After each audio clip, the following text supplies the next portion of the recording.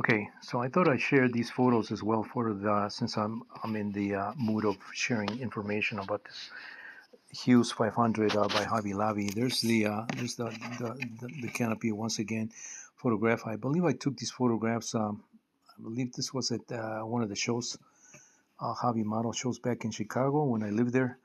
And then there's the helicopter. It originally came uh, um, yeah, in its standard form, phenolic foam sandwich with phenolic sides and phenolic boom.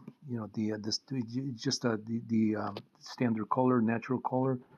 Um, Motor mount, interesting motor mount there with this clamp here with this metal tie wrap, sort of tie wrap.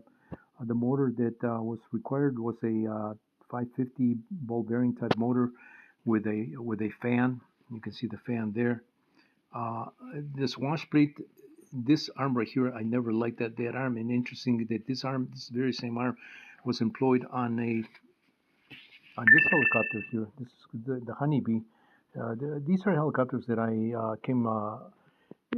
came across in later years after I started designing my own helicopters. And as I started collecting to just trying to find out, how far do these electric helicopters went back. And I actually stumbled on some of these helicopters of people that had them, and they wanted to get rid of them. So I started collecting, buying them. So I got a good good amount of interesting helicopters that I have not shown ever. Just not because I don't want to share this information, but because of time issues.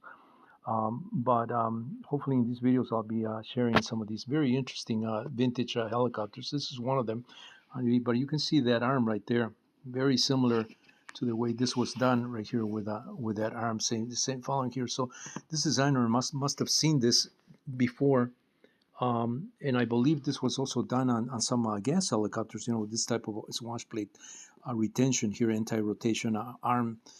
Kind of cheesy because the swash plate tends to rotate in other angles, with this type of arm. It's better just to have a fork type thing with another arm, as the more typical micro helicopters of back in 2000s, including my own. Just to retain the better the swash plate. You get much more crispier control that way. But other than that, your standard fixed pitch rotor head here with an aluminum head, where you had to bend the tabs, to get the angles.